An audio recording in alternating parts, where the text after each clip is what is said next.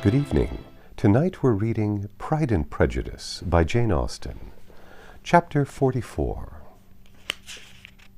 Elizabeth had settled it that Mr. Darcy would bring his sister to visit her the very day after her reaching Pemberley, and was consequently resolved not to be out of sight of the inn the whole of that morning. But her conclusion was false, for on the very morning after their own arrival at Lambton, these visitors came.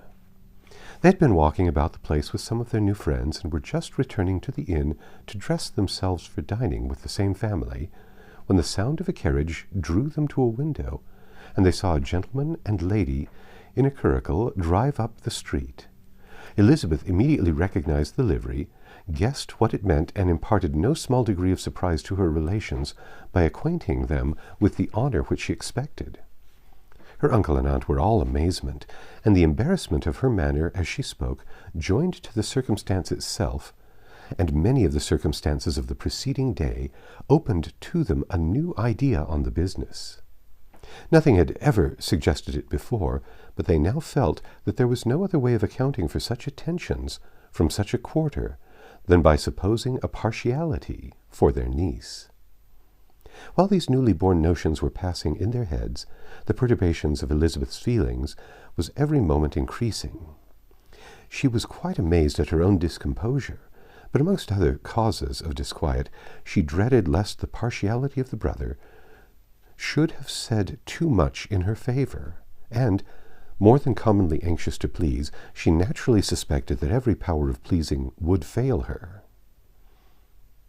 She retreated from the window, fearful of being seen, and as she walked up and down the room, endeavoring to compose herself, saw such looks of inquiring surprise in her uncle and aunt as made everything worse. Miss Darcy and her brother appeared, and this formidable introduction took place.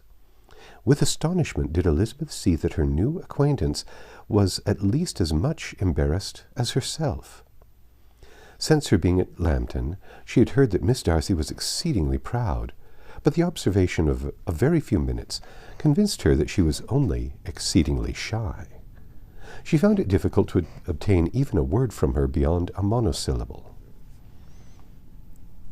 Miss Darcy was tall, and on a larger scale than Elizabeth, and though little more than 16, her figure was formed, and her appearance womanly and graceful. She was less handsome than her brother, but there was sense and good humor in her face, and her manners were perfectly unassuming and gentle. Elizabeth, who had expected to find in her as acute and unembarrassed an observer as ever Mr. Darcy had been, was much relieved by discerning such different feelings. They had not been long together before Darcy told her that Bingley was also coming to wait on her, and she had barely time to express her satisfaction and prepare for such a visitor, when Bingley's quick step was heard on the stairs, and in a moment he entered the room. All Elizabeth's anger against him had been long done away, but had she still felt any, it could hardly have stood its ground against the unaffected cordiality with which he expressed himself on seeing her again. He inquired in a friendly though general way after her family, and looked and spoke with the same good-humored ease as he had ever done. To Mr. and Mrs. Gardiner he was scarcely a less interesting personage than to herself. They had long wished to see him. The whole party before them, indeed, excited a lively attention. The suspicions which had just arisen of Mr. Darcy and their niece directed their observation towards each with an earnest though guarded inquiry, and they soon drew from those inquiries the full conviction that one of them at least knew what it was to love. Of the lady's sensations they remained a little in doubt, but that the gentleman was overflowing with admiration was evident enough. Elizabeth, on her side, had much to do. She wanted to ascertain the feelings of each of her visitors. She wanted to compose her own, and to make herself agreeable to all, and in the latter object, where she feared most to fail, she was most sure of success, for those whom she endeavored to give pleasure were prepossessed in her favor. Bingley was ready, Georgiana was eager, and Darcy determined to be pleased. In seeing Bingley, her thoughts naturally flew to her sister, and oh, how ardently did she long to know whether any of his were directed in a like manner. Sometimes she could fancy that he talked less than on former occasions, and once or twice pleased herself with the notion that, as he looked at her, he was trying to trace a resemblance. But though this might be imaginary, she could not be deceived as to his behavior to Miss Darcy, who had been set up as a rival to Jane. No look appeared on either side that spoke particular regard. Nothing occurred between them that could justify the hopes of his sister. On this point she was soon satisfied, and 2 or 3 little circumstances occurred ere they parted, which, in her anxious interpretation, denoted a recollection of Jane not untinctured by tenderness, and a wish of saying more than that might lead to the mention of her, had he dared. He observed to her, at a moment when the others were talking together, in a tone which had something of real regret, that it was a very long time since he had had the pleasure of seeing her, and before she could reply he added, "It is above 8 months. We have not met since the 26th of November, when we were all dancing together at Netherfield." Elizabeth was pleased to find his memory so exact, and he afterwards took occasion to ask her, when unattended by any of the rest, whether all her sisters were at Longbourn. There was not much in the question nor in the preceding remark, but there was a look and a manner which gave them meaning. It was not often that she could turn her eyes on Mr. Darcy himself, but whenever she did catch a glimpse, she saw an expression of general complacence, and in all that he said she heard an accent so far removed from the hauteur or disdain of his companions as convinced her that the improvement of manners which she had yesterday witnessed, however temporary its existence might prove, had at least outlived one day. When she saw him thus seeking the acquaintance and courting the good opinion of people with whom any intercourse a few months ago would have been a disgrace, when she saw him thus civil, not only to herself, but to the very relations whom he had openly disdained, and recollected their last lively scene in Hunsford Parsonage, the difference, the change was so great, and struck so forcibly on her mind, that she could hardly restrain her astonishment from being visible.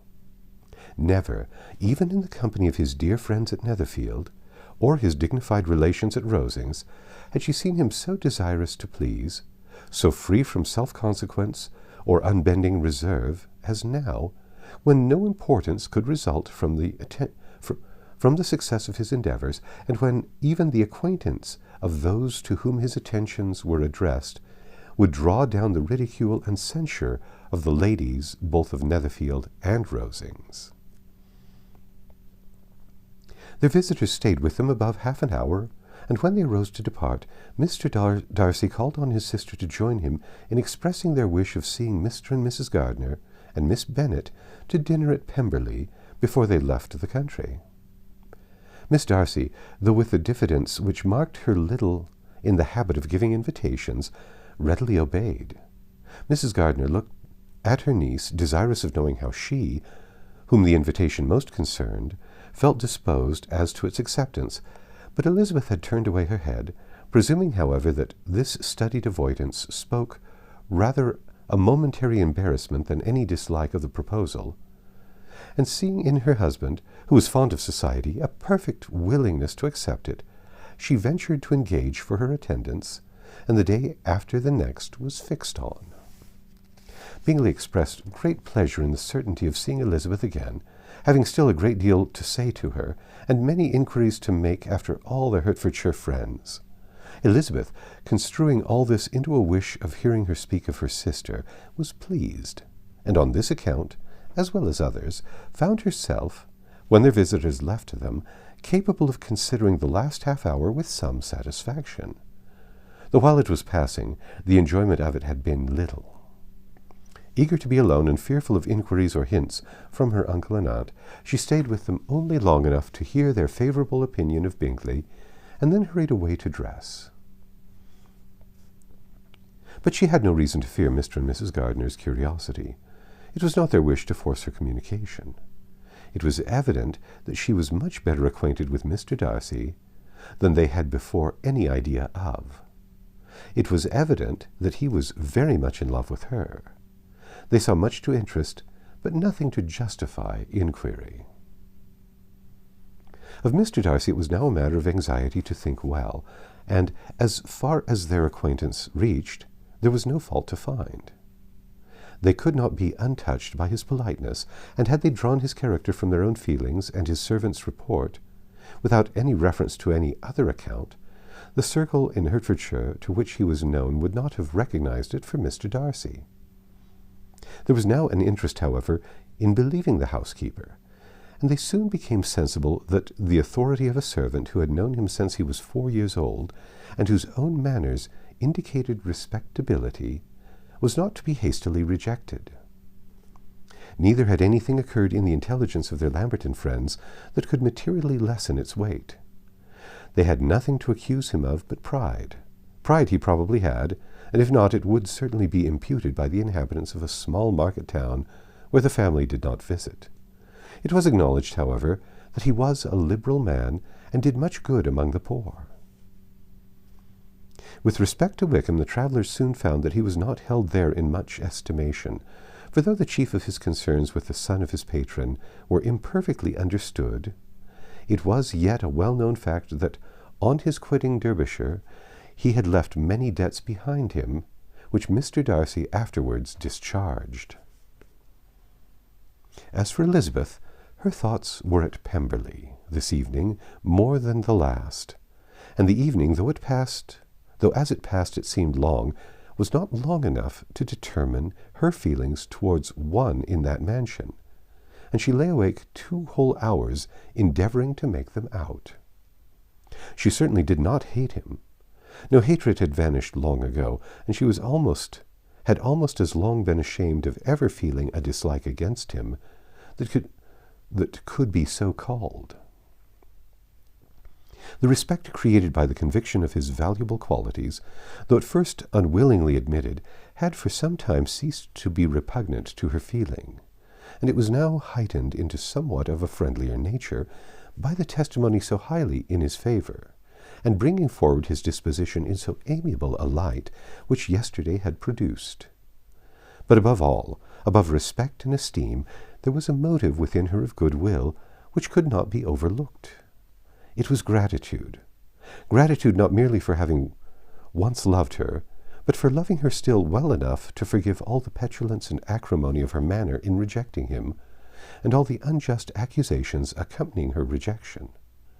He who, she had been persuaded, would avoid her as his greatest enemy, seemed, on this accidental meeting, most eager to preserve the acquaintance, and without any indelicate display of regard, or any peculiarity of manner, where their 2 selves only were concerned, was soliciting the good opinion of her friends, and bent on making her known to his sister. Such a change in a man of so much pride, excited not only astonishment, but gratitude. For to love, ardent love, it must be attributed, and as such its impression on her was of a sort to be encouraged, as by no means unpleasing, though it could not be exactly defined. She respected, she esteemed, she was grateful to him. She felt a real interest in his welfare, and she only wanted to know how far she wished that welfare to depend upon herself, and how far it would be for the happiness of both that she should employ the power. When her fancy told her she was still possessed of bringing on the renewal of his addresses. It had been settled in the evening between the aunt and the niece that such a striking civility as Miss Darcy's in coming to them on the very day of her arrival at Pemberley, for she had reached it only to a late breakfast, ought to be imitated, though it could not be equalled, by some exertion of politeness on their side, and consequently it would be highly expedient to wait on her at Pemberley the following morning. They were therefore to go. Elizabeth was pleased, though when she asked herself the reason, she had very little to say in reply. Mr. Gardiner left them soon after breakfast. The fishing scheme had been renewed the day before, and a positive engagement made of his meeting some of the gentlemen at Pemberley by noon. That's the end of chapter 44. God Come back tomorrow and we'll read chapter 45.